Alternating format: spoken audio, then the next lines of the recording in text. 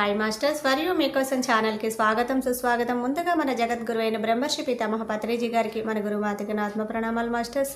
Okay masters, ప్రతిరోజు మన ఛానల్లోని ధ్యానం, స్వాధ్యాయం, సజ్జన సాంగత్యం జరుగుతుంది మాస్టర్స్. అలాగే జూమ్ సెక్షన్లో పాల్గొన్న మాస్టర్లకి, యూట్యూబ్లో చూస్తున్న మాస్టర్లకు కూడా ధన్యవాదాలు తెలుపుకుందాం మాస్టర్స్.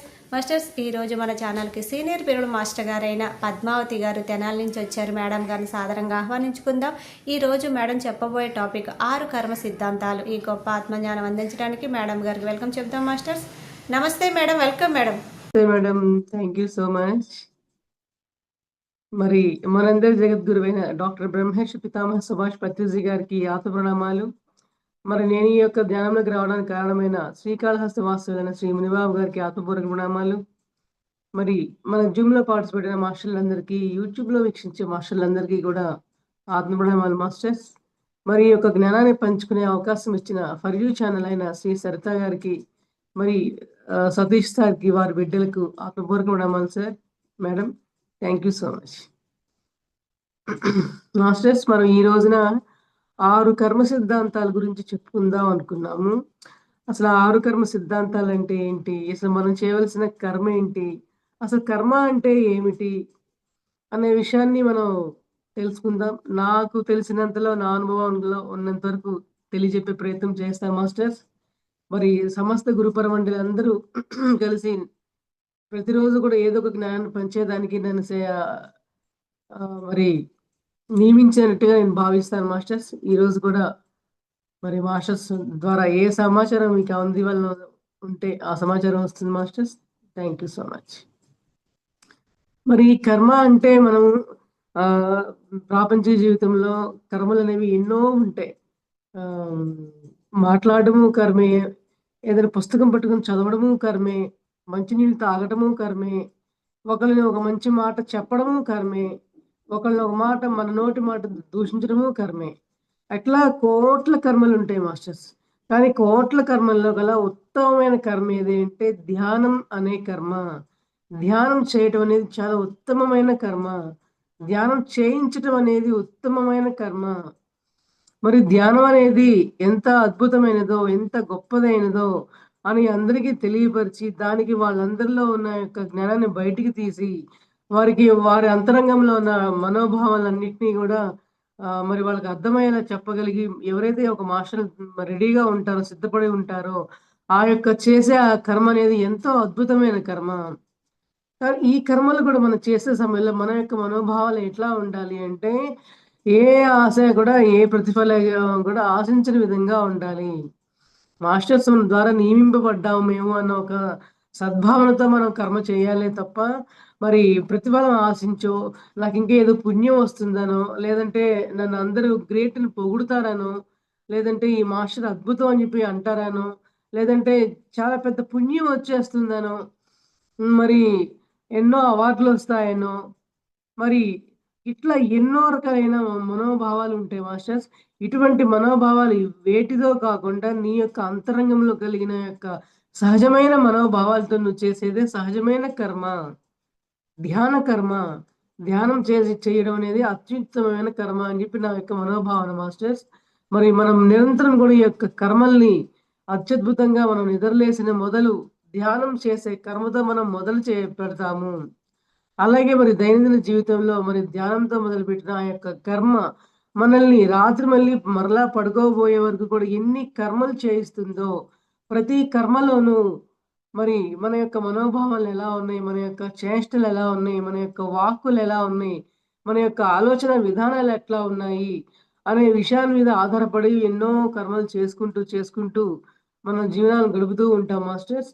మరి ఈ యొక్క కర్మలు అనేది ఎన్నో చేసినా కూడా సరి అయిన కర్మ చేస్తున్నామా, సరి అయిన ఆలోచనలు చేస్తున్నామా, మరి ఆ సరి అయిన కర్మ ద్వారా మన కర్మ తొలగింపబడుతుందా, ఆ సరికాని కర్మ ద్వారా ఇంకా మనం కర్మల్ని మూటగట్టుకుంటామా అనే యొక్క విషయాల్ని అద్భుతంగా మనం తెలుసుకుంటూ ఉండవాలి నిరంతరం మాస్టర్స్. మరి ఈ యొక్క నిన్ను నువ్వే, మనల్ని మనమే ఎరుకుపరుచుకునే విధంగా మనం కర్మ చేస్తూ ఉండాలి అంటే, మరి ఏ కర్మ మనం చేసే కర్మకి ఇంకో ఏ కర్మ అంటుకోకుండా ఆ యొక్క కర్మ మనం చేస్తూ ఉండాలి అంటే, మనం నిరంతరం కూడా ధ్యానం చేయవలెను, సజ్జన సాంగత్యం చేయవలెను, స్వాధ్యాయం చేయవలెను. ఈ యొక్క విషయాలు తెలుసుకున్న తర్వాత ప్రతి విషయాన్ని ఆచరించుకుంటూ ఆచరణలో పెట్టుకుంటూ ఉంటే మనం సరికాని కర్మల నుంచి బయటపడి సరియైన కర్మలే నిరంతరం చేయగలిగే ఒక చక్కటి మార్గంలో మనం పయనించే ఒక కర్మ బుద్ధులుగా మనం తయారవటం జరుగుతూ ఉంటుంది మాస్టర్స్. కర్మకి బద్ధుడివై ఉంటాం మనం. అంటే మన కర్మ బద్ధుడిగా ఉండడం అంటే మనం ఏ కర్మ చేసినా కూడా మన ద్వారా, మన ఆలోచన ద్వారా మనకు జరుగుతూ ఉంటుంది. దానికి సాక్షిగా చూస్తూ ఉండాలి గానీ, నా వల్ల నేను గొప్ప పని చేసినా సాక్షిగానే ఉండాలి. మరి ఇంకెవరైనా బాధ పెట్టినా సాక్షిగానే ఉండాలి. ఇంకేదైనా గొప్ప పని చేసినా, ఇంకెవరైనా రకరకాల దానాలు చేసినా, ఎన్నో విద్యలు దానం చేసినా సాక్షిగా ఉంటూనే కర్మ చేయాలే గానీ, నేను అనే అహంకార భావనతో ఏ కర్మ కూడా చేయటానికి వీలు లేదు అనే విషయాన్ని మనకు మాస్టర్స్ ద్వారా మనం తెలియపరుచుకుంటూ ఉంటాం మాస్టర్స్. మరి మన సమస్త పరమ గురుమండలి అందరూ కూడా మనల్నందరినీ నిరంతరం గూడా మన యొక్క ధ్యాన సాధనలు ఎలా ఉన్నాయి? ఏ మాస్టర్‌కి ఎటువంటి మరి జ్ఞానాన్ని అందించాలి అని చెప్పి వాళ్ళు మన కోసం భూమి మీద ఎప్పుడు సిద్ధంగా ఉంటారంట మాస్టర్స్. ఎప్పుడు సిద్ధంగా ఉంటారు. కానీ మనమే వాటిని రిసీవ్ చేసుకునేంత పుణ్యకర్మల్ని మనమే చేసుకోము అని చెప్పని అంటూ ఉంటారు. మరి ఇక్కడ పుణ్యకర్మ అంటే పుణ్యం చేసి మళ్ళీ ఏదో ప్రతిఫలం అన్న పాయింట్ కాదు మాస్టర్స్. మనం ఏదైనా సరే సరి అయిన కర్మ చేసిన సమయంలో మనం ఏదైనా సరే ఒక మాస్టర్‌ల దగ్గర నుంచి మనం సరి అయిన జ్ఞానాన్ని మనం పొందగలిగే అవకాశం మనకి వస్తూ ఉంటుందనమాట. సో, అదే సరి అయిన, నిజమైన, పుణ్యమైన అద్భుతమైన కర్మ కిందకి మనం తీసుకోవచ్చు మాస్టర్స్. ఎన్ అన్ అంటే ధ్యానం వల్ల సరి అయిన ఆ కర్మ సరి అయిందిగా ఉంటుంది. సరియైన విధంగా ఆ కర్మ ఉంటుందని చెప్పి మనం తెలుసుకోవాలి మాస్టర్స్. మరి ఇట్లా సరియైన కర్మలు చేస్తూ ఉన్నప్పుడు ఒక 6 సిద్ధాంతాల్ని మనకి మాస్టర్స్ తెలియపరచడం జరిగింది. మరి ఆ సిద్ధాంతాలేంటో, వాటి యొక్క వివరణలేంటో, మరి ఆ యొక్క కర్మ సిద్ధాంతాన్ని తెలుసుకొని మన యొక్క దైనందిన జీవితంలో మనం ఎట్లా వాటిని పాటించుకుంటూ, ఆచరించుకుంటూ ఉండాలి. అదే విధంగా మరి ఈ యొక్క జ్ఞానాన్ని పంచుకునే అవకాశం ఇచ్చిన ఈ రోజున మరి ఈ యొక్క కర్మ సిద్ధాంతాల్ని మరి నేను కూడా పాటించగలిగితేనే మీకు నేను చెప్పగలుగుతున్నాను మాస్టర్స్. మరి నేను ఎలా ఆచరించుకున్నాను, నా యొక్క అనుభవం ఏంటి అని కూడా వీటిని మధ్యలో నేను జోడిస్తూ, ఆ యొక్క కర్మ సిద్ధాంతాలేంటో మనం తెలియపరుచుకుందాం ఇవాళ మాస్టర్స్. చూద్దాం అవేంటో. మరి మొట్టమొదటిది ఆత్మ సిద్ధాంతం. రెండవది జన్మ, పునర్జన్మ సిద్ధాంతం. కర్మ, కర్మఫల సిద్ధాంతం. నాలుగవది పురోగమన సిద్ధాంతం. ఐదవది యోగ సిద్ధాంతం. ఆరవది అనేకానేక సిద్ధాంతం. చూడండి పేర్లలోనే ఎంత అద్భుతమైన మెసేజ్ మనకుందో. ఆత్మ సిద్ధాంతం అంటే మన యొక్క కర్మ ఆత్మపరంగా చేస్తే ఆ ఏ కర్మ కూడా మనం అంటుకోదు అని అర్థం ఇక్కడే ఉంది. జన్మ, పునర్జన్మ సిద్ధాంతం. మన ఈ యొక్క ఈ కర్మ సిద్ధాంతాల జన్మల గురించి, పునర్జన్మల గురించి మనం తెలుసుకున్న తర్వాత ఆ జన్మల్లో చేసిన కర్మల్ని కావచ్చు, వాటి ద్వారా వచ్చిన ప్రతిఫలాల వల్ల ఈ జన్మలో మనం తీసుకున్న ఈ పునర్జన్మలో ఉన్న కర్మల్ని కావచ్చు, మనం ఎలా చేయాలి, ఎలా చేసామనే విషయం గురించి తెలుసుకునేదే జన్మ, పునర్జన్మ సిద్ధాంతం. మరి కర్మఫల సిద్ధాంతం. మనం కర్మ చేస్తాం. కానీ కర్మని ఫలం ఆశిస్తాం అన్నమాట. ఫలం ఆశిస్తే ఎలా ఉంటుంది? ఆశించకుండా చేస్తే ఎలా ఉంటుంది? మరి పురోగమన సిద్ధాంతం. ఎప్పుడూ కూడా మన ఆత్మకి పురోగమనమే కానీ తిరోగమనం ఉండదు. మన ఆత్మ ముందుకు వెళ్ళేదే గానీ వెనక్కి వెళ్ళేదే గాదు. మన ఆత్మని మన మనస్సు వెనక్కి లాగే ప్రయత్నం చేస్తూ ఉంటుంది మాస్టర్స్. వెనక్కి లాగే ప్రయత్నం చేస్తూ ఉంటుంది. ఎందుకంటే ఆత్మకి, మనసుకి నిరంతర యుద్ధం అన్నమాట అది.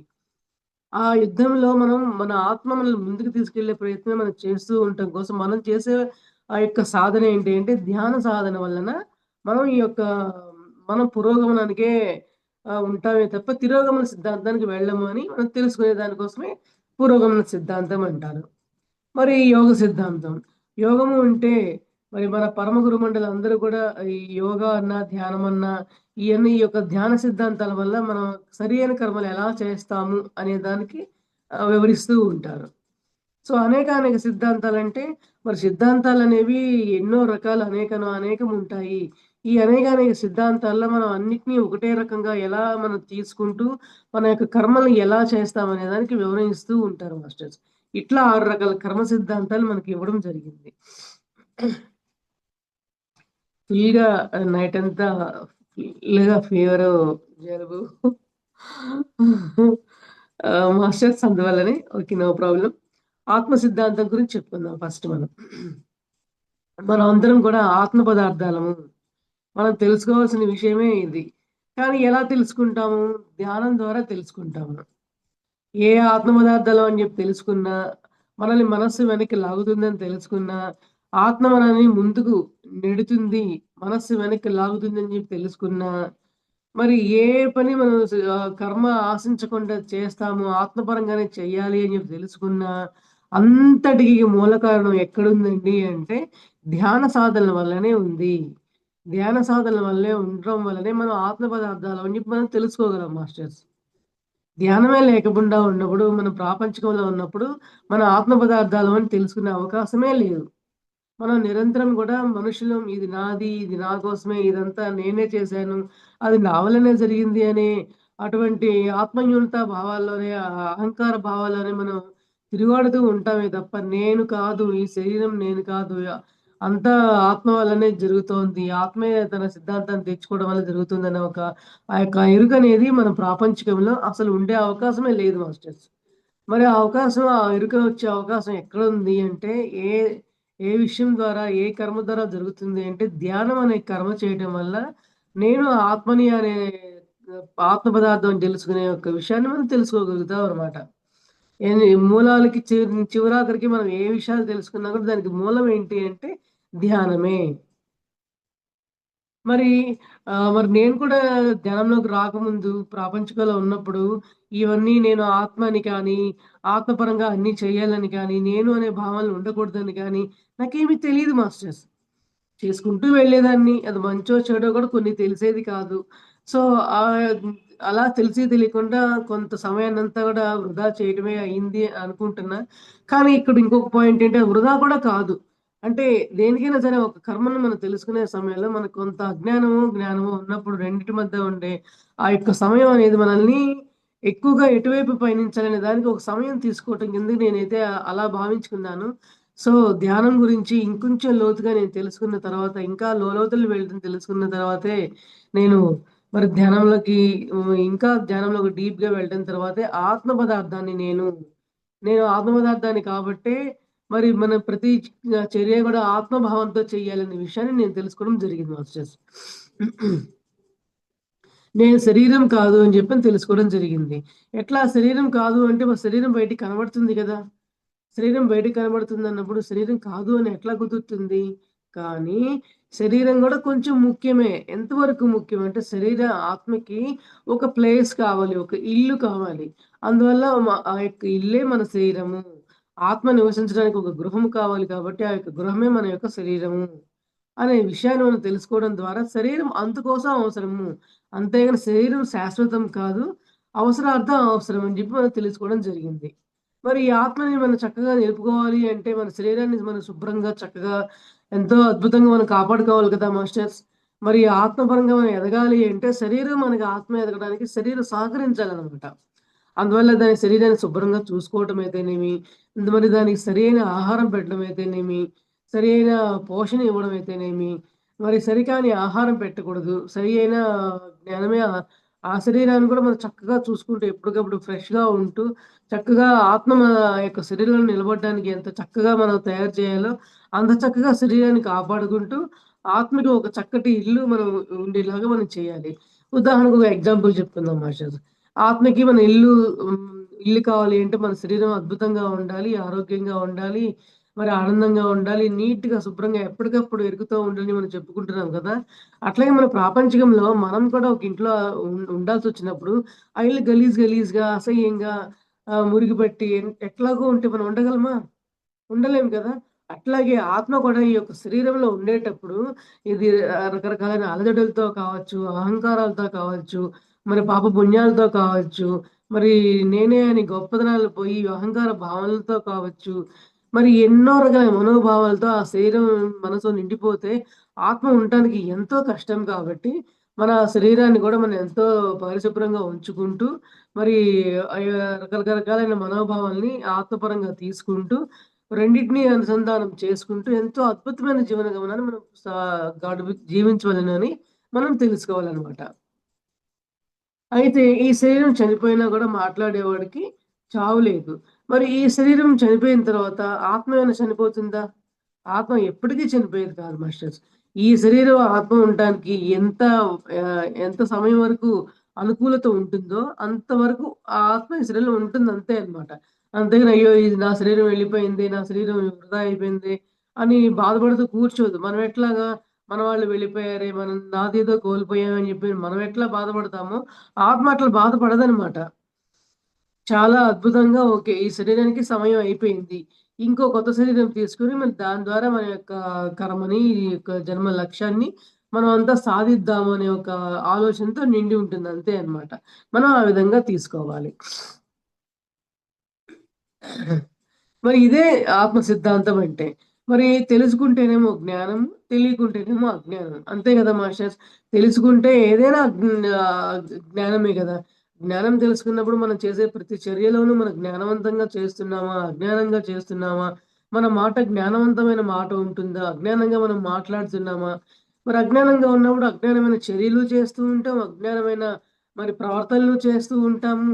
మరి వాళ్ళ యొక్క ఐడెంటిటీ చూపించుకోవడం కోసం వాళ్ళ అహంకారాన్ని చూపిస్తూ ఉంటాము.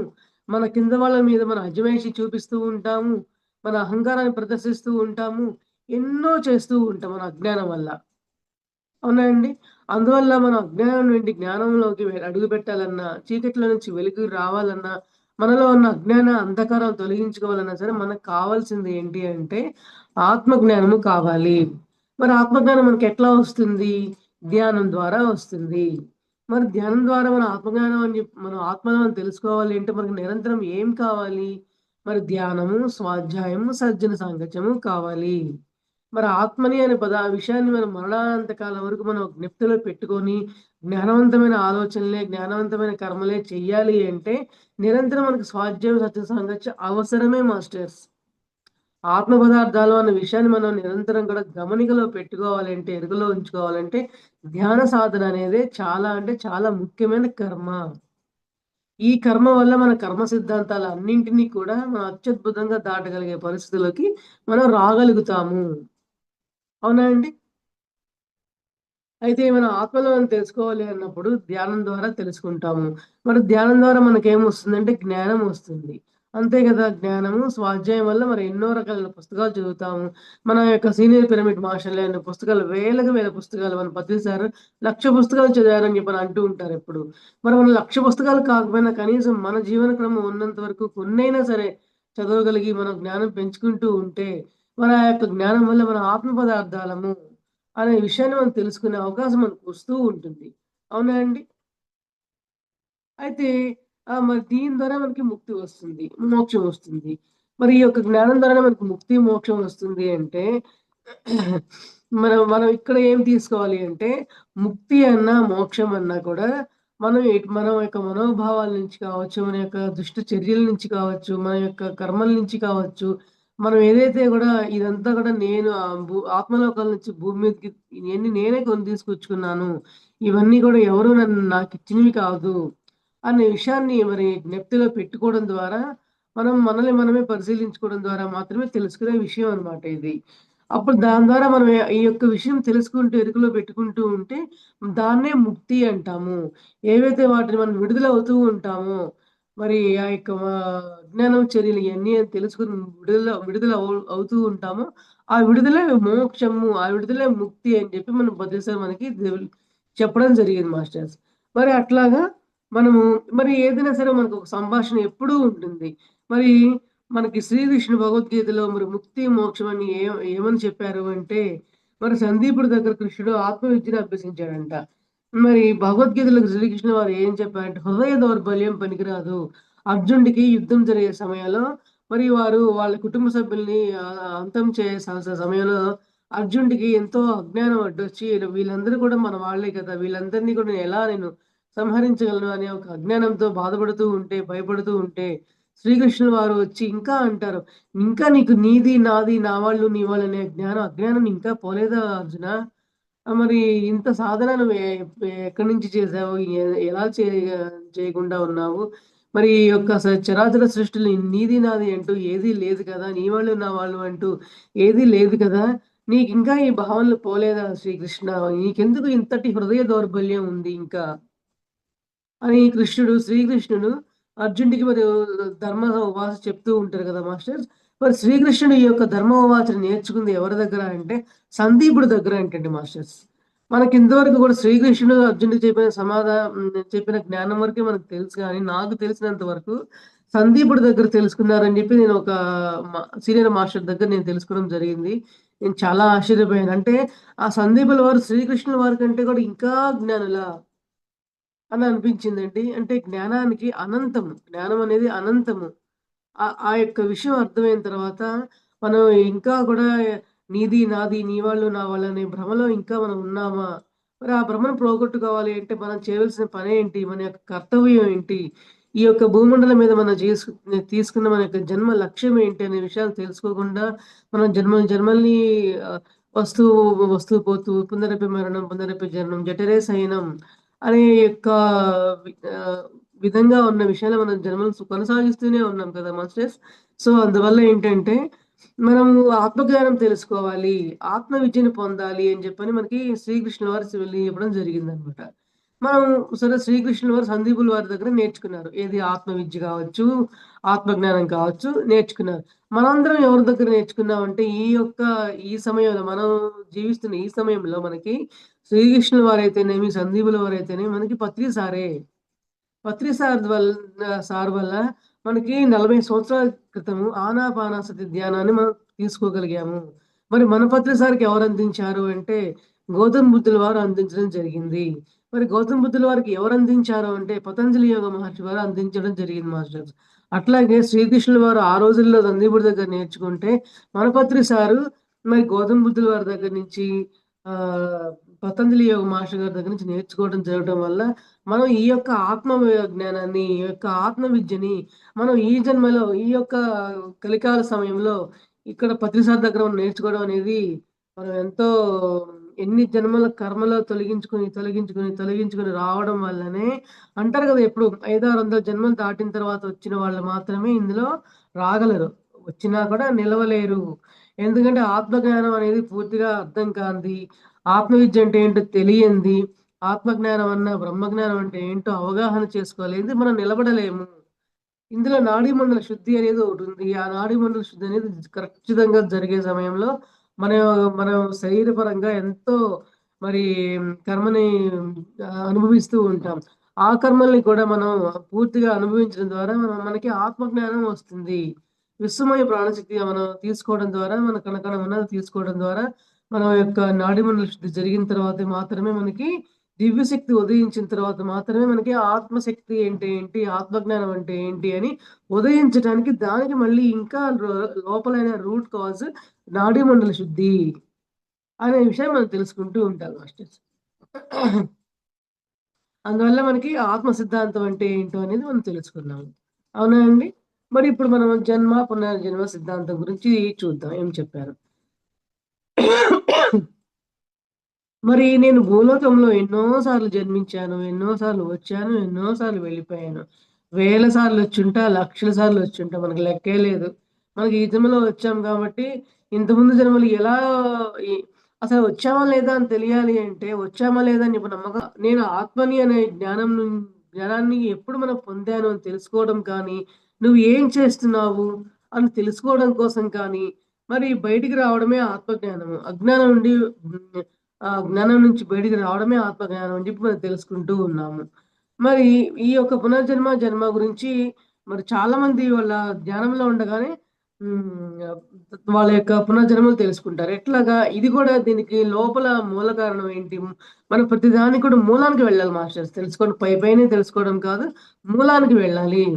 మరి నీ యొక్క పునర్జన్మ కర్మ నువ్వు తెలుసుకోవాలి అంటే ఇక్కడ కూడా అంటే మళ్ళీ మరి ఆనాపానసతి ధ్యానం ద్వారా, నాడీ మండల శుద్ధి ద్వారా మన మన శరీరంలో దాగి ఉన్న 2,72,000 నాడుల్లో మరి నాడీ మండల శుద్ధి జరిగిన తర్వాత ఎన్నో కర్మల్ని మరి ప్రారబ్ధ కర్మలు తొలగించుకున్న తర్వాత మనకి దివ్యశక్తి ఉదయిస్తుంది.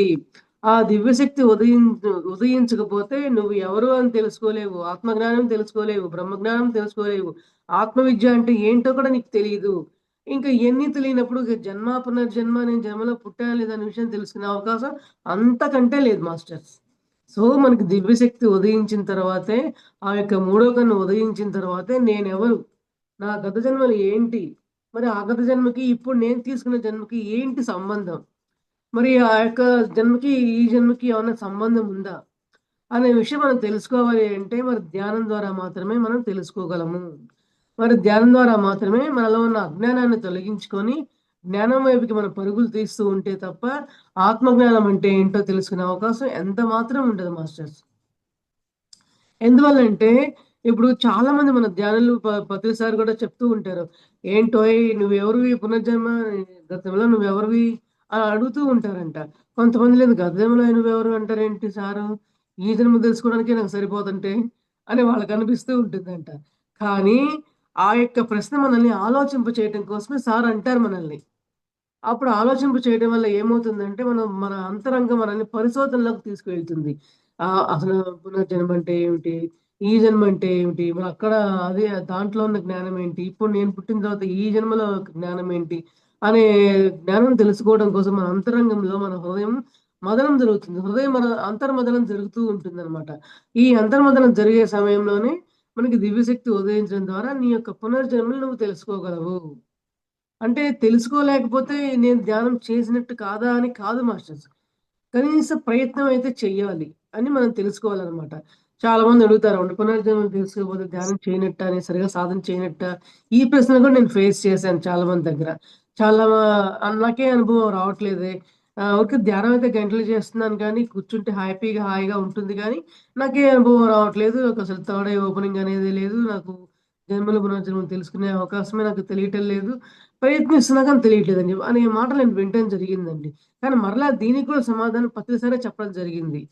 ప్రయత్నం చేయమని ప్రతి ఒక్కరిని మనం ఆదేశిస్తాం గానీ, ప్రతి ఒక్కరికి ఆ యొక్క విషయం తెలిసే అవకాశం లేకపోతే దాని గురించి నేను మిమ్మల్ని మీరు ఆత్మనింద భావంలో మీరు పడిపోవటం కోసం కాదు అది. ఎటువంటి అనుభవం లేకపోవడం కూడా ఒక అనుభవమే అని చెప్పారు. చూడండి ఎంత లోతుగా ఆలోచించాలో చూడండి ఈ మాటని. అనుభవాలు లేకపోవడం గూడా అనుభవమే. ఎందువల్లంటే గత జన్మల్లో నీకు అన్ని కర్మలు తీరిపోయి, అన్నీ అనుభవించేసి, నీకింక ఏ యొక్క కర్మను గూడా అనుభవించేది లేకపోతే, మన ఈ జన్మలో వచ్చినప్పుడు అనుభవాలనేవి రావంట.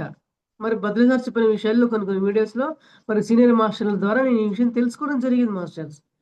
అంటే మన కర్మలు గూడా ఖాళీ అయినా గూడా మళ్ళీ మనం జన్మ తీసుకుంటామా అంటే, ఇంకా ఏమో అంటారే మన గిన్నెలో అడుగు పొడుగున అంటారు చూసారా? ఆ అడుగు పొడుగున ఉన్న కర్మలేమన్నా ఉంటే అవి అనుభవించడం కోసం మరలా జన్మ తీసుకుంటాము.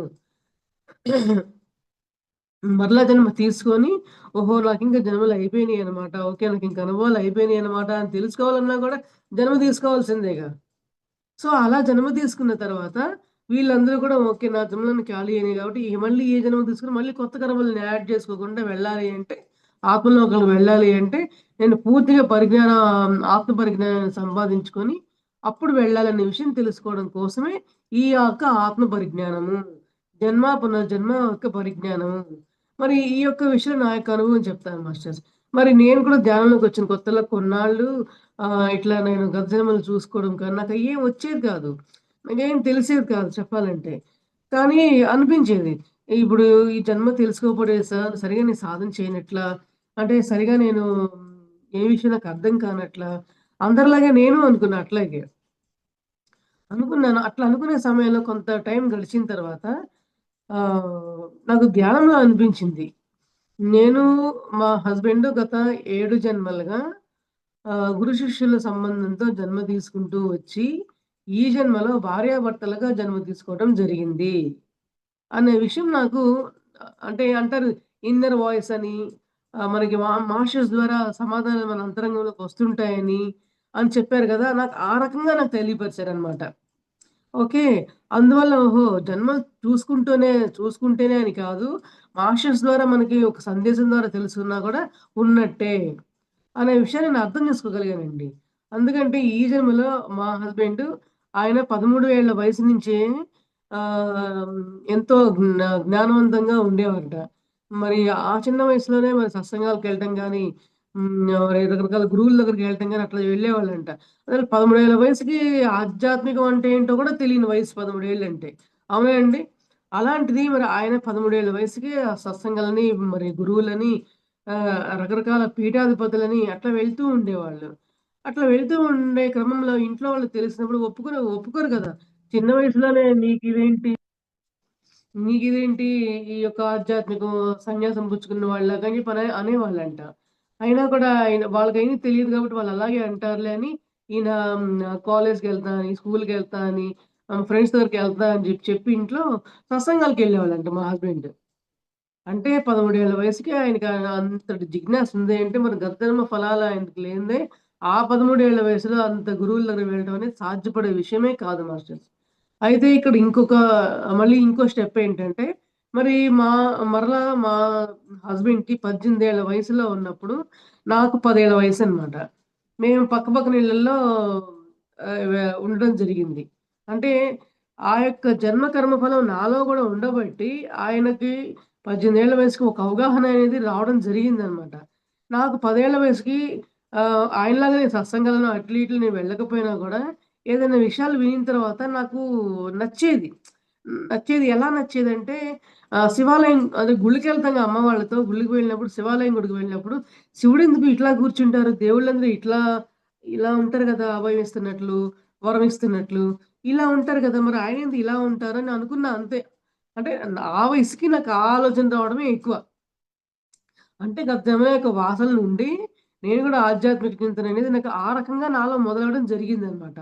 సో, ఆ వయసప్పటి నుంచి అంటే నాకు 10 ఏళ్ళు, ఆయనకి 18 ఏళ్ల వయసప్పటి నుంచే మాస్టర్స్ మమ్మల్ని కలిపేశారు.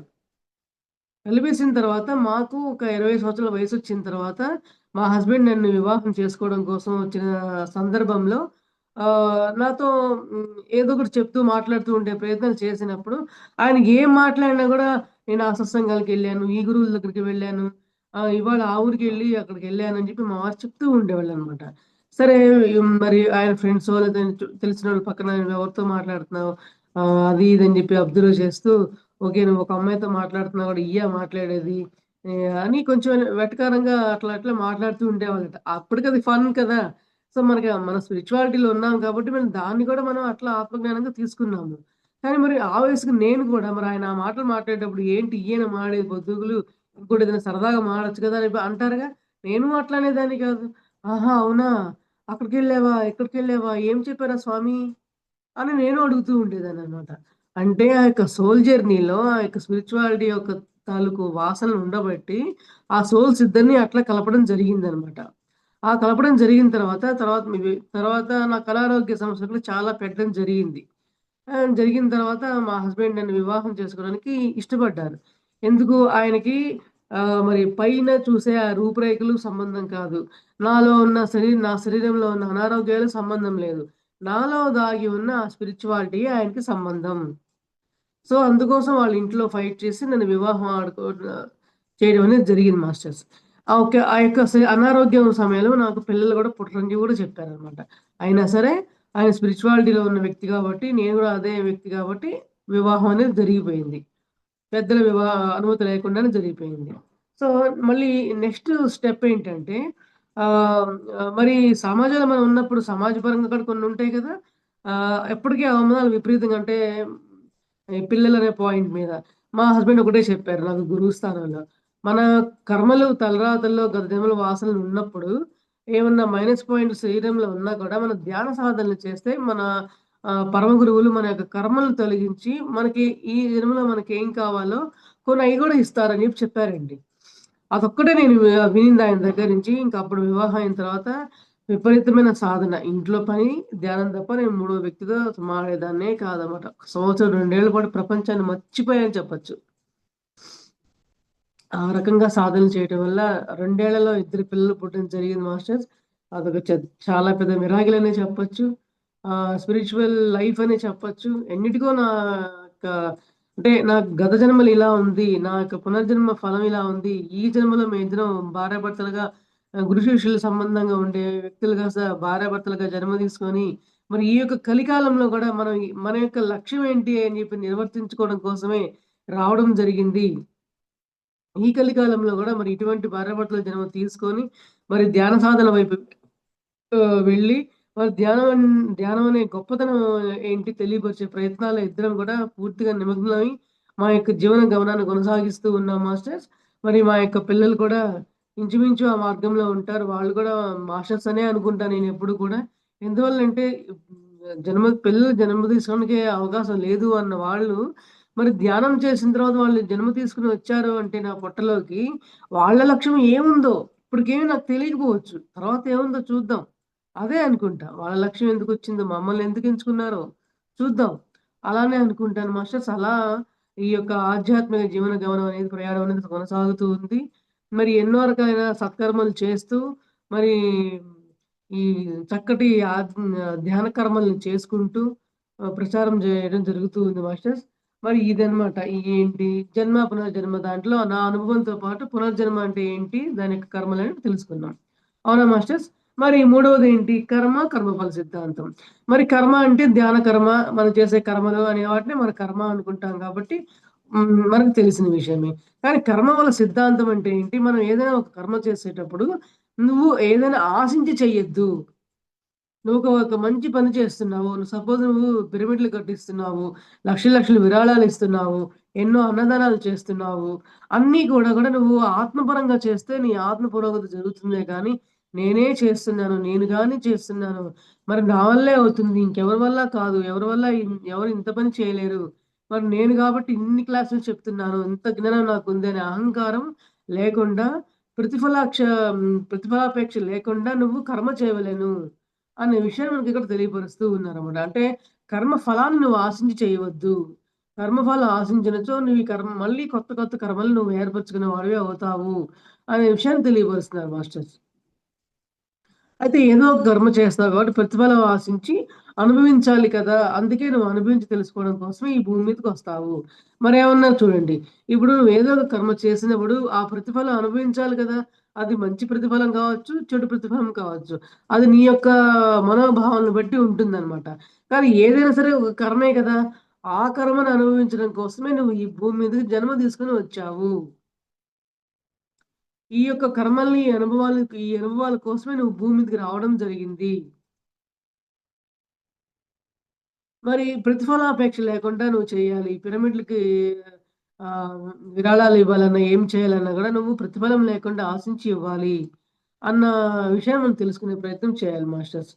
అప్పుడు ఇక్కడ నా యొక్క అనుభవం ఏంటంటే, మరి ఇటువంటి విషయాలు తెలుసుకున్న నేపథ్యంలో ఎటువంటి అంటే నేను అనే అహంకార భావనలు తీసేసి అంతా మనమందరం గూడా ఆత్మ పదార్థాలమైన ఒక జ్ఞానం నేను తెలుసుకోవడం వల్ల మరి నేను కూడా మా హస్బెండ్ కూడా అదే మార్గంలో ఉన్న వ్యక్తి కాబట్టి, మేమందరం అదే వ్యక్తి కాబట్టి, నేను నాది అనే అహంకార భావాలు తీసేసుకొని, నా శరీరం మీద ఉన్న బంగారపు వస్తువుని తీసి నేను పిరమిడ్ యొక్క కట్టడానికి విరాళంగా ఇవ్వడం జరిగింది మాస్టర్స్. క్షణం కూడా ఆలోచించలేదు. నేను ఎవరికీ చెప్పను కూడా చెప్పలేదు. కానీ ఇక్కడ మన ప్రోగ్రామ్‌లో ఎందుకు చెప్తానంటే, ఇది నలుగురికి ఆదర్శవంతంగా అవ్వాలి. నలుగురికి ఆదర్శవంతంగా నిలవాలి. మనం చేసిన పని ఇంకొకళ్ళకి మరి ఎంతో ఆదర్శవంతంగా నిలిచి, ఓకే. మనం కూడా అంత నిస్వార్థంగా సేవ చేయాలి. మనం ఎవరి గురించో నిస్వార్థంగా సేవలు చేస్తూ ఉంటాం అని చెప్పుకుంటూ ఉంటాం. అదే మనం గూడా చేసామంటే మనకి ఇన్‌స్పిరేషన్ కదా మేడం. ఇప్పుడు మనందరం క్లాస్ చెప్పుకుంటున్నాం. మనం క్లాసులు చెప్పే వాళ్ళలో ఒక మేడం గారే ఇట్లా ఉన్నారు అంటే మనకి ఇంకా గూడా ఇన్‌స్పిరేషన్‌గా ఉంటుంది. కాబట్టి మనం ప్రాపంచికంగా నేనది చేశాను, ఇది చేశానని మనం చెప్పుకోమండి. కానీ ఆధ్యాత్మికలో ఉన్నప్పుడు మనం అది చేశా, ఇది చేశా అని చెప్పుకోవడంలో మనం ప్రతిఫలాపేక్ష ఆశించి చెప్పమండి. అది ఇంకొకళ్ళని ఆత్మపరంగా ముందుకు నడపడం కోసమే మనం అది చెప్పడం జరుగుతుంది తప్ప, ఇక్కడ ఎటువంటి అహంకార భావాలనేది ఉండవు. అనే విషయాన్ని మనం తెలుసుకోవడం జరుగుతుంది. అవునా అండి? ఓకే. పురోగమన సిద్ధాంతం గురించి తెలుసుకుందాము. అవునా మనకి ఆత్మకి పురోగమనమే గాని, తిరోగమనం ఉండదు. అంటే ఆత్మకి ఎప్పుడు చూసినా ముందడుగులే గాని, వెనకడుగులు ఉండవు అని చెప్తున్నారనమాట. మరి మరి ఏ కర్మ చేసినా నువ్వు నేను అనే అహంకార భావం లేకుండా మాస్టర్స్ నా ద్వారా చేయించబడుతున్నారు. అలాంటి కర్తృత్వ భావంతో నువ్వు చెయ్యవలే అని చెప్పననాలి. ఎట్లా సపోజ్ ఇప్పుడు మాస్టర్స్‌కి ఈరోజు మనం క్లాస్ చెప్పడం జరుగుతుంది. ఈ క్లాస్ చెప్పేది పద్మావతి మేడం కాదు. ఈ క్లాస్ ఈరోజు చెప్పబడుతుంది సమస్త పరమ గురుమండలి కూడా పద్మావతి అనే ఒక ఆత్మ పదార్థాన్ని ఎంచుకొని ఈ యొక్క జ్ఞానాన్ని వీరందరికీ అందించమని ఎంచుకున్న శరీరం మాత్రమే ఇది అనే యొక్క ఆత్మజ్ఞానంతో మనం ఆ ఆత్మజ్ఞానాన్ని పంచాలే తప్ప, పద్మావతి అనే నేను ఎంతో సాధన చేశాను, ఎన్నో బుక్స్ చదివాను, ఎన్నో క్లాసులు చెప్పాను, చూసారా నేను ఎంత తక్కువ టైంలో ఎన్ని చేసేస్తున్నానో అనే అహంకార భావన గనక ఇంత ఉంటే, చీమ తలకాయ అంత అణువంత ఉంటే మొత్తం సున్నా. నువ్వు ఏం చేసినా సున్నానే. నువ్వు ఏం చేయకపో, ఒక్క చిన్న పనే చెయ్యి, ఒక చిన్న సేవే చెయ్యి. ఒక్కళ్ళకి దాహంగా ఉన్న వారికి ఒక చిన్న మంచినీళ్ళ గ్లాస్ ఇవ్వు. అది కూడా అద్భుతమైన సేవే. నువ్వు ఏదేదో చేసేస్తేనో, ఇన్ని లక్షలు ఇస్తేనో, రకరకాల సేవలు చేస్తేనే నువ్వు సేవ కిందికని కాదు. నీ శక్తి నువ్వు మంచినీళ్ళు ఇవ్వగలవు ఇంకొకళ్ళకి. చాలా మంది చూడండి, మరి చలివేంద్రాలు పెడుతూ ఉంటారు రోడ్ల మీద ఎండాకాలంలో ఉన్నప్పుడు. మరి ఎంత మరి దాహంగా ఉన్న వ్యక్తికి ఆ సమయంలో గొంతు ఎండిపోయినట్లుగా ఉండి ఎంతో ఇబ్బందులు ఉన్నప్పుడు ఆ యొక్క చుక్క మంచినీళ్ళే ప్రాణం లేచొచ్చినట్లుగా అనిపిస్తుంది. మనం చెప్పుకుంటామా లేదా అండి? హమ్మయ్య! ఇందాక నుంచి గొంతు తడారిపోతుంది. ప్రాణం పోయినట్లుగా అనిపిస్తుంది. హమ్మయ్య! ప్రాణం లేసొచ్చినట్టుందండి బాబు అనుకుంటామా అండి? మరి చూడండి ఆ చిన్న అర గ్లాస్ నీళ్ళైనా సరే, అప్పుడు మనకు చెంబు నీళ్ళు కూడా అక్కర్లేదండి ఆ టైంలో. అర గ్లాస్ మంచినీళ్ళు కూడా మనల్ని ప్రాణాన్ని పైకి లేపేస్తుందనమాట. అది గూడా అద్భుతమైన సేవే. అందువల్ల ఏంటంటే, నువ్వు చేసే సేవలు ఎంతన్నా చెయ్యి, ఎంత తక్కువ, ఎక్కువ అనే పాయింట్ ఇక్కడ ఉండనే ఉండదు. నీ యొక్క అంతరాత్మ పరంగా నువ్వు ఆత్మ పదార్థం అని చెప్పి నువ్వు ఎరుకలో ఉంటూ, నువ్వు సేవ చెయ్యి. నీ వంతు ఏదైతే చేయగలవో అది చెయ్యి. అది ఇక్కడ మనం తెలుసుకోవాల్సిన విషయము. ఇలా చేసిన యెడల మన ఆత్మకి ఎప్పుడు చూసినా పురోగమనమే గాని, తిరోగమనం ఉండదు. ఆత్మ ముందుకు వెళ్ళటమే తప్ప వెనక్కి వెళ్ళటం అనేది ఉండదు. అనే విషయాన్ని మనం తెలుసుకోవడం జరుగుతుంది మాస్టర్స్. అవునా అండి? ఇప్పుడు మీకు ఒక చిన్న ఎగ్జాంపుల్ చెప్తాను. ఇప్పుడు ఇట్లా జూమ్ క్లాసెస్ చెప్పేటప్పుడు కావ్య, శ్రీశ్రీ అని చెప్పి ఒక అమ్మాయి జూమ్ క్లాస్‌లో యాడ్ అవుతూ తర్వాత మేడం మీ దగ్గర నుంచి నేను ఎంతో జ్ఞానం పొందాను. చాలా మీ దగ్గర నుంచి నాకు ఆన్సర్స్ వచ్చాయి. చాలా హ్యాపీగా అనిపించింది అని అప్పటినుంచి నాతో తను టచ్‌లో ఉంటూ ఉంది. ఈ విషయాన్ని మీ అందరికి నేను ఎందుకు చెప్తున్నానంటే, ఆ అమ్మాయిలో ఉన్న తపన అలా వచ్చేలా చేసింది. నేను ఎంతో మందికి చెప్పుంటాను కదా! మరి వందల మందికి చెప్పుంటాను కదా! అందరూ ఎందుకు అట్లా ప్రతిదానికి టచ్ అవుతూ రాలేదు? అంటే ఆ అమ్మాయికేదో ఉంది. ఆ యొక్క జన్మకర్మ సంబంధం ఉండబట్టి తనకేం కావాలో ఆన్సర్‌లు మాస్టర్స్ నా ద్వారా తనకి ఇప్పిస్తున్నారు కాబట్టి, ఈ యొక్క కర్మ సంబంధం అనేది జరిగిందనమాట. ఇక్కడ ఆ అమ్మాయి నన్ను కోరుకోలే. ప్రత్యేకంగా పద్మావతి మేడం ఎక్కడుందా అని ఆమె వెతుక్కోలేదు. కావ్య మేడం ఎక్కడుందా అని నేను వెతుక్కోలేదు. ఒకవేళ వచ్చినా కూడా అమ్మ నువ్వు ప్రతి జూమ్ క్లాస్‌లో నువ్వు జాయిన్ అవ్వు. నాతో మాట్లాడు. ఎంతో నేను చెప్తూ ఉంటాను కదా! నువ్వు తెలిసేసుకో అని నేను చెప్పలేదు. తనకనిపించింది. తనకు నచ్చింది. తనకి ఆన్సర్‌లనేవి తనకి ఆత్మకి అంటినియే గాబట్టే తను వస్తుంది. అంటే ఇక్కడ ఆత్మకి మధ్య సంబంధమే తప్ప వ్యక్తికి కాదు. అవునా మాస్టర్స్? సో, అందువల్ల ఏంటంటే, మనం ఆత్మ పదార్థాలు అని చెప్పి తెలుసుకోవడం వల్ల, పూర్తిగా ఆత్మజ్ఞానంతో ఉండటం వల్ల, ఆత్మ విద్య అంటే ఏంటి పరిపూర్ణంగా తెలుసుకోవడం వల్లనే, మనకి ఎటువంటి గూడా అహంకార భావనలు ఉండవు. కర్మ కర్మ సిద్ధాంత ప్రకారంగా మన జీవితాన్ని మనం క్రమంగా నడుచుకుంటూ వెళ్ళిపోతామే తప్ప, మనకెక్కడ అనేది స్టాపింగే ఉండదు. ఎక్కడ మనం ఆగిపోయే ప్రసక్తే ఉండదు. మధ్యలో స్టాపింగ్ అనేది పడింది అంటే నీలో ఏదో లోపం ఉంది. నేను అనో, నాది అనో, నా వాళ్ళు అనో, లేదంటే అహంకారమో ఏదోటి ఒక చిన్న అణువు వచ్చి పడిందా స్టాప్. లేదు. ఏ స్టాపింగ్ లేదా. ఆత్మకి పురోగమనమే. నిత్యం పురోగమనమే. ఇట్లా పురోగమించుకుంటూ వస్తూ ఉన్నాం కాబట్టి, ఈ జన్మలో ధ్యానం అనే కర్మ చేస్తూ, ఆ ధ్యానం అనేది చేస్తే ఎలాంటి ఆహ్, కర్మను మూట పెట్టుకోకుండా నీ యొక్క బాధ్యత అని తెలుసుకొని, నువ్వు నడుస్తూ ఉండటం కోసమే మనం ఇది తెలుసుకుంటూ ఉన్న విషయం తెలుస్తా ఉంటదనమాట. అందువల్లే పురోగమన సిద్ధాంతం అనేది ఆత్మకి ఎంతో అత్యద్భుతమైన ఆహ్, కర్మ సిద్ధాంతం అని చెప్పి చెప్పుకోవచ్చు మాస్టర్స్. అవునా అండి? మరి యోగ సిద్ధాంతము. "నువ్వు యోగివి కాదు నాయనా" అన్నారు పత్రి సారు. మరి యోగివి కాదు నాయనా అంటే అంత తేలికా అండి యోగివైపోవడం అంటే? యోగి అనే ఆ యొక్క పదం వినటానికి ఎన్ని జన్మల నుంచో జన్మలు దాటుకుంటూ రావడానికే పట్టుద్ది యోగి అనే పదం వినటానికి. ఇక యోగిలా మారడం అంటే ఎలా? నువ్వు ఏం సాధన చేయాలి? ఎలా ఉంటే నువ్వు యోగివిగా అవుతావు? మన పత్రి సార్ అంటారు, మన పీజీఎస్ఎంలో ఉన్న పిరమిడ్ మాస్టర్‌లందరూ గూడా యోగులే. యోగినిలే అని అంటారు. ఎందుకంటారంటే మనం ధ్యానం చేస్తాము. ధ్యానం అనే కర్మని చేస్తాము. ధ్యానం పంచే కర్మని చేస్తామే తప్ప మనకి మా మనకి వేరే ఏ కర్మ అంటుకోకుండా ఉంటాం కాబట్టి మనందరినీ ప్రతిసారి యోగినులుగా పోల్చారు. యోగులుగా పోల్చారు. ఓకే. మనం యోగులం అయిపోయాం. యోగిలుగా మారాం. అయితే ఇక్కడే పెద్ద టాస్క్. ఆ యొక్క యోగిత్వాన్ని మనం కాపాడుకోవాలి. ఆ యోగత్వాన్ని కాపాడుకోవాలి. బుద్ధత్వాన్ని పొందాలి. ఆ పొందిన బుద్ధత్వాన్ని మనం కాపాడుకోవాలి. స్థిరత్వం చేసుకోవాలి. అనేది మనకి పెద్ద టాస్క్ మాస్టర్స్. మరి ఇక్కడ చూడండి మరి గౌతమ బుద్ధుల వారు మరి ఆయన అంతటి పెద్ద మహారాజు అయ్యుండి మరి ఆయన ధ్యాన ప్రచారం కోసమే బయటికి వెళ్ళినప్పుడు రకరకాల ఊర్లు దేశాటన చేసేటప్పుడు ఆయన్ని తిట్టేవారంట, కొట్టేవారంట. రకరకాల పదజాలాలతో అసహ్యకరమైన పదాలతో ఉపయోగించేవాళ్ళంట. కానీ అందరూ గూడా అందరి దగ్గర నుంచి కర్మలు తీసుకొని వాళ్ళని రిలీజ్ చేయడం కోసమే ఆయన కంకణం కట్టుకొని ఆ కర్మలు వాళ్ళలో తొలగిపోయిన తర్వాత ధ్యానం అనే కర్మ వాళ్ళలో వచ్చి చేరాలి. అనే ఒక నోషన్‌తో ఆ యొక్క గౌతమ బుద్ధుల వారు వాళ్ళ కర్మలన్నిటిని తీసుకొని తొలగించేవారట. కాబట్టి గౌతమ బుద్ధుల వారిని మరి దాన్నే బుద్ధత్వం అంటారు. మనం బుద్ధుల గురించి బాగానే తెలుసుకుంటాం. బుద్ధుల గురించి మనకి గౌతమ బుద్ధుల వారే ఆనాపాన సతి జ్ఞానం ఇచ్చారంట. పాళీ భాషలో ఇచ్చారంట. మరి మన పద్దెసారి మనకి ఈ యొక్క జ్ఞానాన్ని మన 45 సంవత్సరాల నుంచి మనకి ఇచ్చారు. మనకన్నీ తెలుసు.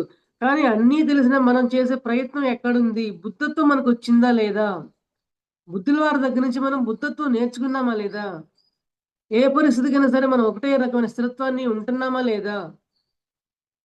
మరి మనం బుద్ధులుగా జీవిస్తున్నామా లేదా? ఆయన రకరకాల విధానాలుగా ప్రచారాలు చేస్తూ ఉన్నారు.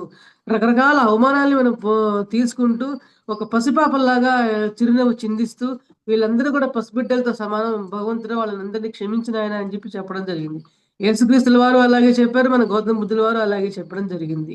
అందువల్ల మనం అట్లా అయ్యామా లేదా? మనలో యోగిత్వం ఉందా? బుద్ధత్వం ఉందా? మరి ఆ యేసు ఆ క్రైస్తు యేసు జీసస్ క్రైస్ట్ వారి యొక్క ఆత్మబలం మనలో ఉందా లేదా? ఇవన్నీ మనం తెలుసుకోవాలి తప్ప, ఈ యోగత్వం మనలో రావాలే కానీ, మనం ఇంకోటి కాదు మనం ఆశించవలసింది. ఈ యోగత్వం అనేది మనలో సిద్ధిస్తే, మనం ఎంతో అద్భుతమైన కర్మల్ని మనం చేస్తూ ఉంటాము. మరి ఎవరికైనా సరే ఎవరైతే సరే అజ్ఞానంలో ఉంటారో, ఆ యొక్క అజ్ఞానాన్ని గూడా మనం మన యొక్క జ్ఞానాన్ని వాళ్ళకి పంచడం ద్వారా వాళ్ళలో ఉన్న అజ్ఞానాన్ని తొలగించి, వారు గూడా సన్మార్గంలో పయనించే విధంగా మనం వాళ్ళకి తోడ్పాటు చేయవచ్చు. ఇది ఇది కూడా ఒక రకమైన బుద్ధత్వమే.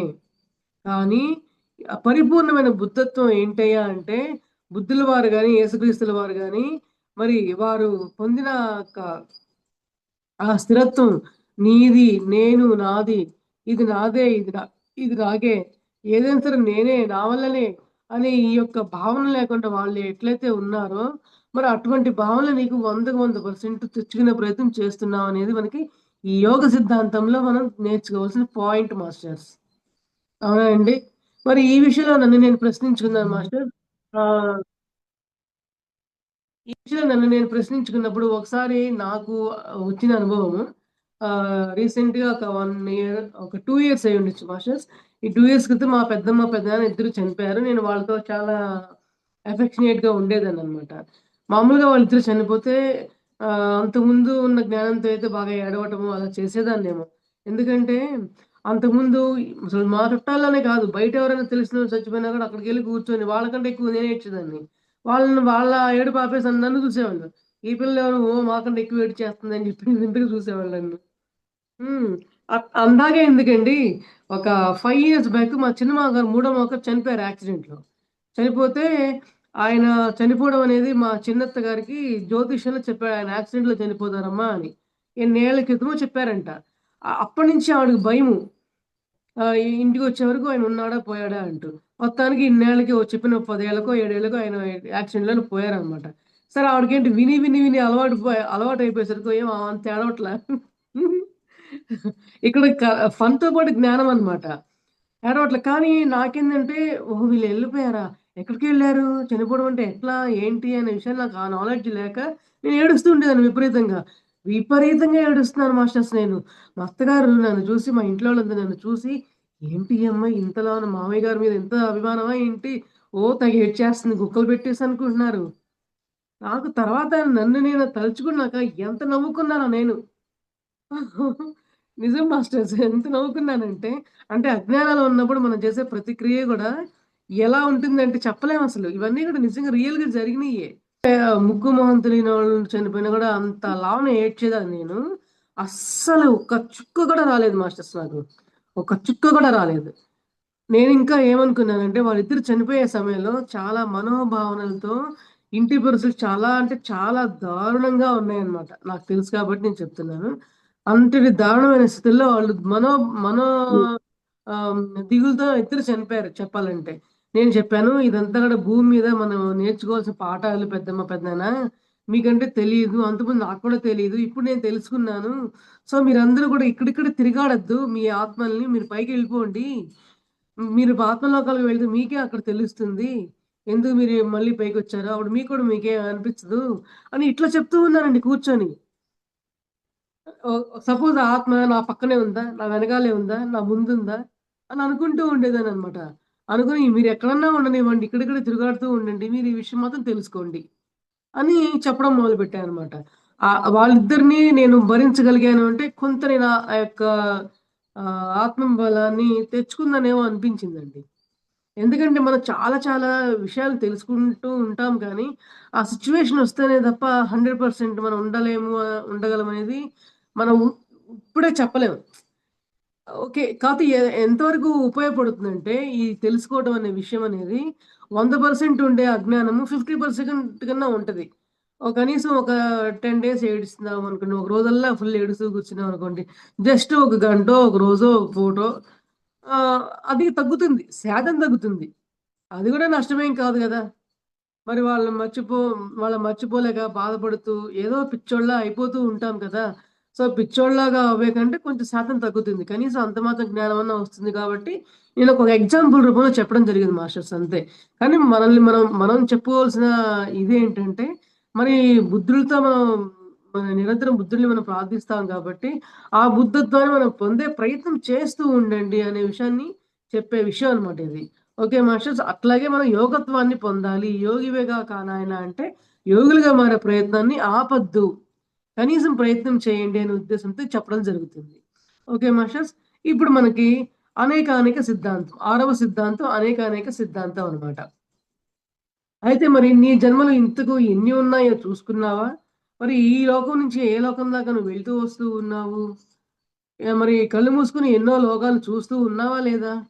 మరి ఎన్నో లోకాలు చూస్తున్నప్పుడు నీకెట్లాంటి మనోభావాలు కలిగినియి? మరి నువ్వు యోగివి కాగలిగావా? మరి జన్మ జన్మల్ని నువ్వు చూసుకోగలిగావా?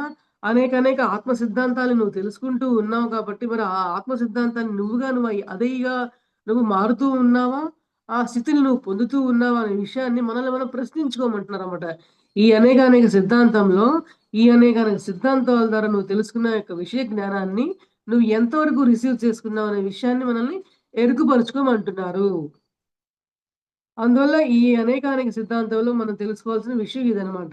నీ జన్మలు ఇంతకు ఎన్ని ఉన్నాయో చూసుకుంటావు.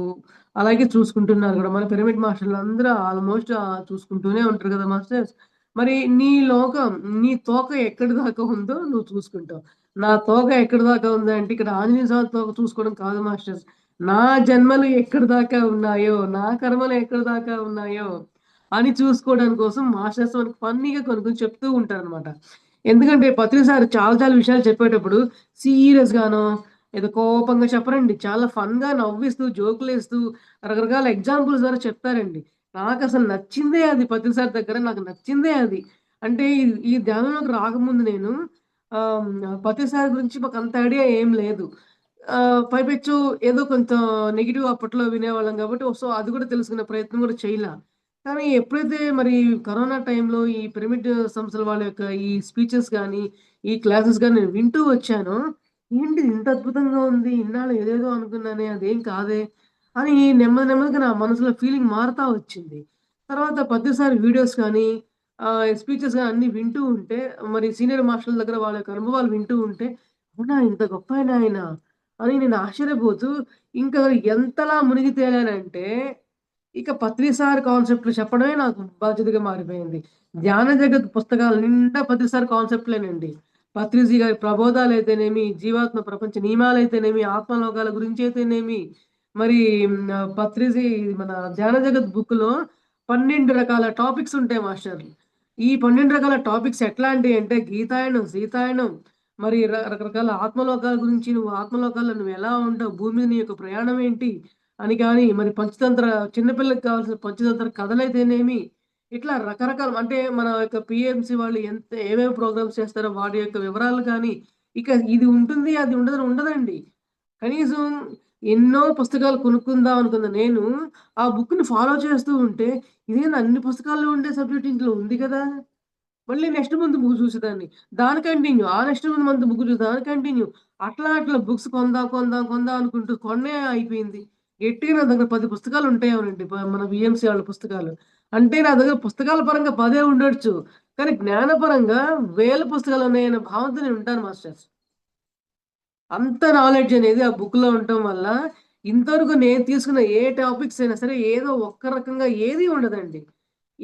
మనం మన పీఎస్ఎస్ఎంలో ఎన్ని రకాల పుస్తకాలు మన ప్రతిసారి మనకు అందించడం జరిగిందో, మరి రామ్తా జ్ఞానం అని కావచ్చు, మరి రకరకాల పరమ గురువుల మహోదర్ బాబాజీ గారు గాని, లాహిరి మహాశైలని గాని, ఓషో గారని గాని, అట్లా ఎన్ని ఇంకా జ్ఞానం అంటే అష్టావక్ర గీతని కానీ, ఇంకసలు ఇది లేదు వాట్ నాట్ అనమాట. సో, అటువంటి విధంగా నేను జ్ఞానాన్ని పొందగలిగి ఉన్నాను కాబట్టి, ఏ టాపిక్ అయినా సరే నా అనుభవం వచ్చేలాగా మాస్టర్స్ నన్ను అట్లా తయారు చేయడం జరిగింది మాస్టర్స్. అంటే నన్ను ఎంచేసుకున్నారు. నిన్నిట్లా ఎంచేసుకున్నాను నువ్వు రా భూమి మీదకి నువ్వు పడు. నువ్వేం పడతావో నాకు తెలీదు. నువ్వు అనుభవించి పడి అందరికి తెలియజెప్పు. బానే ఉన్నావుగా? అన్నీ పడ్డావు, అన్నీ తెలుసుకున్నావు. నువ్వేమి అవ్వలేదు గదా! చక్కగా స్థిరంగా ఉన్నావు. అన్నిటిని అంత జ్ఞానాన్ని తెలుసుకుంటున్నావు. మరి అంత జ్ఞానాన్ని పంచుతున్నావు గాబట్టి, నీ యొక్క లక్ష్యం ఇదే భూమి మీద. నువ్వు యోగివి అయ్యావు, యోగినివి అయ్యావు అనే విషయాన్ని నాకు తెలియపరుస్తారండి. సో, అందువల్ల అందరం గూడా మనం యోగులం అవుదాము. మరి నేను ఆ మార్గంలో ఉన్నాను గాబట్టి, మిమ్మల్ని కూడా తీసుకెళ్ళే ప్రయత్నం అనేది నాకు మాస్టర్స్ ఈ రూపంలో ఇచ్చారు. అనే విషయాన్ని నేను తెలియపరుస్తూ వస్తాను మాస్టర్స్. ఇప్పుడు అలాగే ప్రయాణం జరిగింది. ఇక ముందు గూడా మన యొక్క శరీరం మరణాంతర వరకు ఏ బాధ్యతలు ఇస్తారో మాస్టర్స్ తెలీదు నాకు. ఏదిస్తే అది చేయటమే. అంతవరకే నేను ఆలోచించాను. Okay masters. మరి ఇప్పటిదాకా మనం మరి 6 రకాల సిద్ధాంతాలు తెలుసుకున్నాం కదా! ఒక్కసారి రిపీట్ చేసుకుందాం. 6 కర్మ సిద్ధాంతాలేంటో. మరి ఆత్మ సిద్ధాంతం మొట్టమొదటిది. అంటే నేను శరీరం అనే కాదు, ఆత్మ పదార్థాన్ని అని తెలుసుకోవాలి. మా శరీరమే కాదు ఆత్మయే సత్యము, సత్యమే ఆత్మ అనే విషయాన్ని తెలుసుకునేది ఆత్మ సిద్ధాంతం అని తెలుసుకున్నాము. మరి పునర్జన్మ సంగతి. మనం గత జన్మలో తీసుకున్న జన్మలు, ఈ జన్మల్లో ఏమైనా సరే మనకి సంబంధి ఉంటే మన యొక్క లక్ష్యం ఏంటో తెలియపరచుకోవడం కోసం నీ యొక్క జన్మలు చూసుకోవాలి అని చెప్పని తెలుసుకోవడం జరిగింది మాస్టర్స్. అవునా అండి? మరి కర్మఫల సిద్ధాంతం. మనం కర్మ చేయాలి. కానీ ప్రతిఫలం ఆశించకూడదనే విషయాన్ని తెలుసుకోవడం కోసమే కర్మఫల సిద్ధాంతం గురించి మనం తెలుసుకున్నాము. అంటే ఎటువంటి ప్రతిఫల అపేక్ష ఉండకూడదు. నేనే చేశాను, నాదే, నేనే అహంకారం భావం లేకుండా ఉండాలని చెప్పే విషయం అన్నమాట.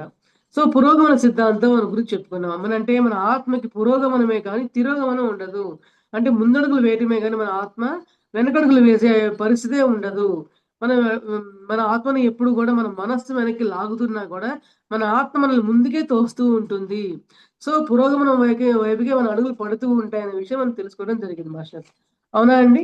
అలాగే యోగ సిద్ధాంతం ద్వారా మనం యోగులమయ్యామా లేదా?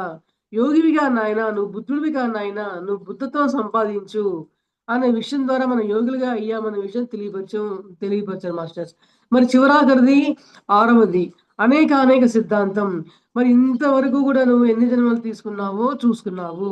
నువ్వు ఏ లోకంలో ప్రయాణించావో చూసుకున్నావు. మరి కళ్ళు మూసుకొని నువ్వు ఏ లోకాలు చేసావు మరి కళ్ళు మూసుకునే కదా మనము మన యొక్క శరీరము, మన స్థూల దేహం పక్కనే ఉండగా, మరి సూక్ష్మమైన శరీరాలు జరిగినియంటే మరి లోకలోకాలకు వెళ్ళిన వాళ్ళున్నారు. ఇతరితర డైమెన్షన్‌లోకి వెళ్ళిన వాళ్ళున్నారు. అట్లా ఎందరో అన్నమాట. నేను ఇతర డైమెన్షన్స్‌లో అయితే నేను వెళ్ళలేను కానీ మాస్టర్స్, నా స్థూల దేహాన్ని, నా సూక్ష్మ శరీరం బయటకొచ్చి మరి సూక్ష్మమైన శరీరం నాకు కూడా జరిగింది. నన్ను నేనే చూసుకోవడం జరిగింది. నా శరీరంలో జరిగే కొన్ని కొన్ని కర్మలేవైతే ఉన్నాయో మాస్టర్స్ తీసేయడం జరిగింది కొన్ని కొన్ని. ఈ తీసేయడం కూడా నా కళ్ళతో నేను నా శరీరం నుంచి బయటకొచ్చి నేను చూసుకోవడం కూడా జరిగింది. అంటే ఈ యొక్క అనుభవం కూడా ప్రతిదీ ఇవ్వడం ద్వారానే నేను ఆత్మ అనుభూతి పరంగా నేను చెప్పడం అనేది నాకు సహజపడుతుంది మాస్టర్స్. అలాగే ఈ అనేకానేక సిద్ధాంతం కూడా నేను తెలుసుకోవడం జరిగింది కాబట్టి ఈ 6 రకాల సిద్ధాంతాలని మనం నిరంతరం గూడా మనం కాపాడుకుంటూ ఉండాలి. ఈ 6 రకాల సిద్ధాంతాలే మన యొక్క ఆత్మ పురోగతిని ముందుకు తీసుకెళ్ళే విధంగా ఉంటాయి. మనకి తిరోగమనం ఉండదు. పురోగమనం తప్పితే. అనే విషయం మనం తెలుసుకుంటూ వచ్చాం మాస్టర్స్. మరి ఇప్పుడు దాకా సరి అయిన కర్మే మనందరం చేశాము. సరి అయిన కర్మ ఏంటంటే మరి పద్మావతి అనే ఈ యొక్క ఆత్మస్వరూపంతో హ్మ్, జ్ఞానాన్ని పంచే అవకాశం ఇచ్చారు. మీరు రకరకాల ఆత్మస్వరూపాలందరూ కూడా చక్కగా ఎదురుగా హాజరయ్యి ఈ యొక్క ఆత్మజ్ఞానం వినటం జరిగింది కాబట్టి, ఆత్మస్వరూపులందరికీ కూడా ఆత్మ ప్రణామాలు తెలియపరుచుకుంటున్నాను మాస్టర్స్. నాకు ఈ అవకాశం ఇచ్చిన మరి సరిత మేడం గారికి, సతీష్ సార్‌కి, వారి బిడ్డలకి, ఫర్ ఛానల్ వాళ్ళకి ఆత్మ ప్రణామాలు తెలియపరుచుకుంటున్నాను. Thank you so much. Thank you madam. Thank you so much madam. For you మీకోసం మన ఛానల్కి వచ్చి ఎంతో గొప్ప ఆత్మజ్ఞానం అందించిన మాస్టర్లందరికీ, పద్మావతి మేడం గారికి, అంజలీదేవి మేడం గారికి ధన్యవాదాలు తెలుపుకుంటూ, మాస్టర్స్ ప్రతినిత్యం ఎరుకతోటి ధ్యానం, స్వాధ్యాయం, సజ్జన సాంగత్యం చేద్దాం మాస్టర్స్. అందరి చేత చేయిద్దాం మాస్టర్స్. వైజాగ్కి మెగా పిరమిడ్ రావాలని పరమగురుల కోరిక, పత్రి గారి కోరిక, పత్రి మేడం కోరిక. మనం అందరం సంకల్ప ధ్యానం చేసి వైజాగ్కి మెగా పిరమిడ్ వచ్చేలా చేద్దాం masters. Thank you masters. Thank you.